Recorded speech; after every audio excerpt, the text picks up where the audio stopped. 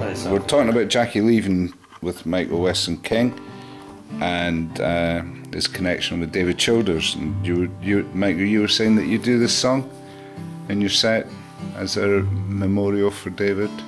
For David. Jackie, yeah, not for Jackie. Yeah. Yeah.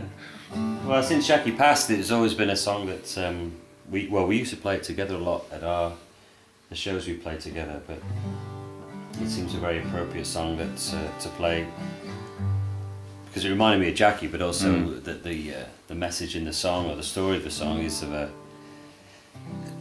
guy who hears about the death of an old girlfriend, an old flame, and he decides to show up at the funeral and pay his last respects. And so I changed a couple of lines when I've been playing it, just to not be a boyfriend and girlfriend thing, but just two old mates really. Yeah. So anyway, not played it for a while, but anyway, so I'll play it now, see if I can remember it.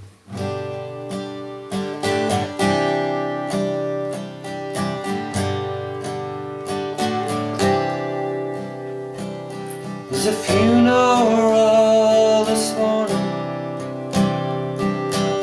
someone I used to know. Haven't seen him in a short while, but not so long ago. We were thick as thieves, a friendship vow we swore. Thought he would stay forever, but he walked right out the door.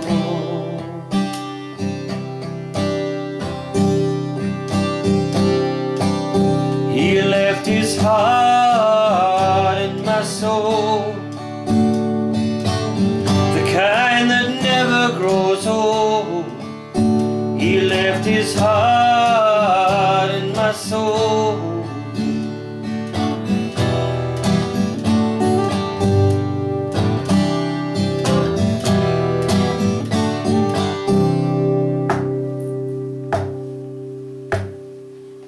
I remember him in sunlight, his face against the dark. He was stronger back in those days, and he always was street smart. He left his heart in my soul, the kind that never grows old. He left his heart in my soul.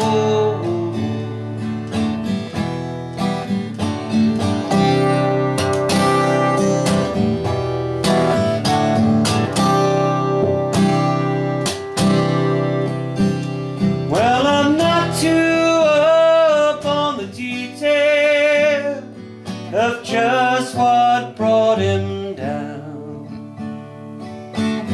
I heard a lot of different things. All I know is his time ran out.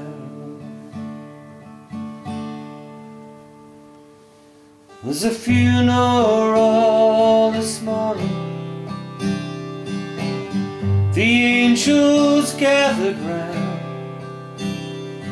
to take one of their number back up to higher ground. And I hope one day I will see him again, standing at the bar, where the dark days are left behind, with the rain and a funeral car. He left his heart in my soul, the kind that never grows old. He left his heart in my soul.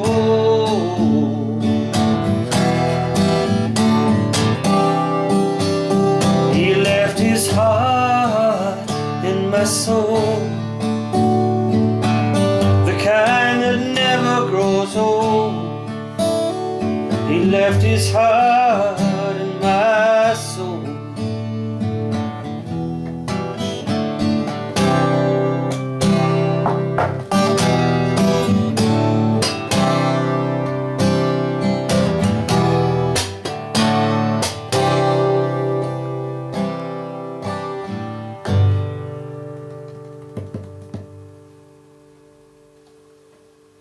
Good job, Michael. Good job, sir. Well done. You remembered? It's the half the second verse, but anyway, there you go. No, that's fantastic.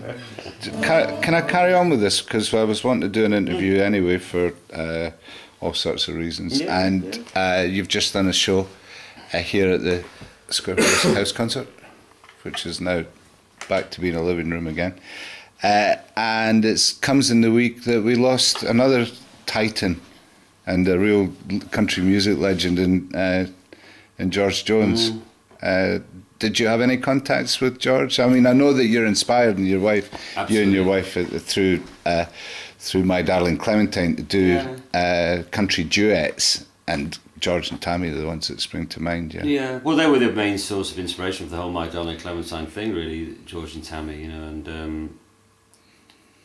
No, I never met George. Never had any. There was a point a couple of years ago where he came over to play some festival in Belfast or Northern Ireland, and I thought I really should go over for this. This might be the last chance, and I didn't.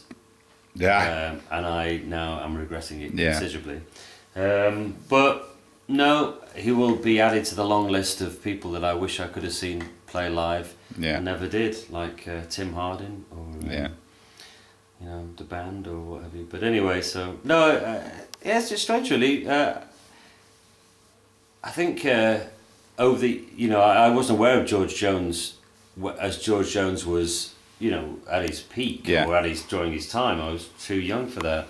But like maybe a number of people who've been influenced by country music of my generation, I got into George Jones and good country music through Almost Blue by Elvis Costello. So the early 80s was when I became aware of country music. Yeah, so... Yeah.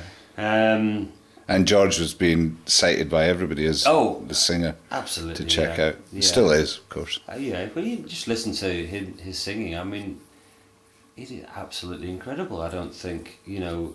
I don't think within country music there's anybody, any male artist that can touch him.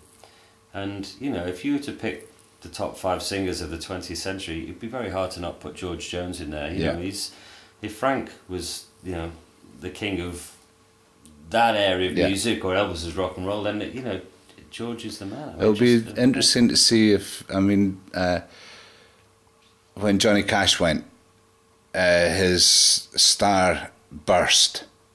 He went galactic. Do you think that will happen with George Jones? I don't think he will actually, no, because I think Johnny Cash crossed over. He was a country artist, but he was steeped in rock and roll. Yeah. And there was, I don't know, maybe it was just something about him, just the whole common man touch. Yes, exactly. You know, where George was always a bit more of a country star, and so I think it will still be something that's kind of specific to a country audience.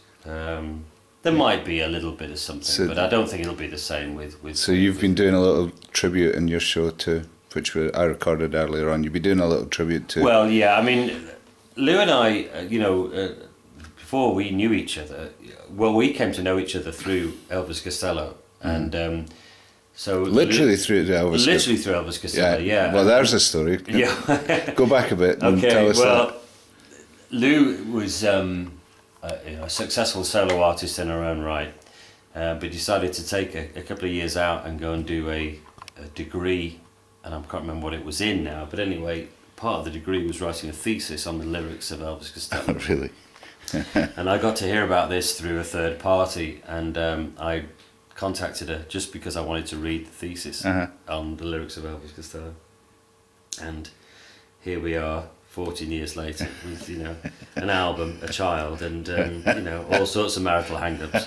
There you go. And indoor I'll never fireworks. forget Elvis for it. And we've had some indoor fireworks today as well. So there's a strong connection there, but at the same time, you know, Lou never really was into country music, but when Elvis made Almost Blue, being such a huge Elvis fan, like I think a lot of people, you know, you remember that disclaimer that was on the front cover, you know, beware narrow-minded people, this album contains country music, so. Of course, you wouldn't get that now because of albums like that and things that you're doing and other people down the line. So the whole it's best at wide open now, isn't it? Absolutely. Yeah. But you remember at the time, I don't know when that record came out. Was it, I don't know, 79, 80 or whatever? You know, and Elvis was still deemed as a new wave punk artist. So it could have been, you know, a career-ending record. You know, but it was obviously a huge, not a labour of love, but something that you obviously wanted to do and was in the position to do it. You know, to work with Billy Sherrill and go to Nashville, and you know, and he actually recorded with George Jones, I think. He did "Stranger in the House," a song he wrote for George Jones, and they recorded it. I must look that out. So it was through Elvis that opened the door for me, really. But, so was it easy to talk the wife into singing these songs with you? Well, it was. Once there was a very defining moment in our relationship where Lou's dad was a great lover of jazz music and a lover of the great singers, you know, and Frank Sinatra was his hero. So Lou was brought up in a house listening to Frank Sinatra and Tony Bennett and the great singers. Consequently, Elvis or the country side of things was looked upon with disdain. So Lou then never really got that kind of thing. And so when we got together and I was telling her how great Elvis was, she wasn't having any of it. You know, she was like, Elvis. Anyway, that's the way it is. The movie of Elvis on tour in the early 70s came to play a local art house cinema in Birmingham, and I said, we're going to go and see this.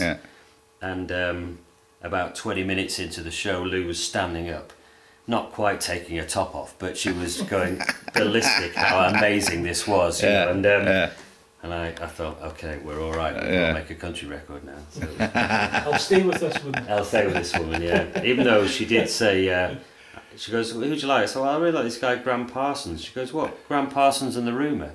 That nearly was the end of the relationship as well. But there you go. 12 years later, she's playing with Martin Belmont from Graham Park and the Rumour. So there you go. Wheels within wheels. Wheels, indeed. But so you know, Lou wasn't brought up on country music. Neither was I, but I got into it maybe a little bit earlier, and obviously spent the last 15 years ploughing that for her. As a travelling troubadour, working with the likes of Townes Van Zandt and all that. Well.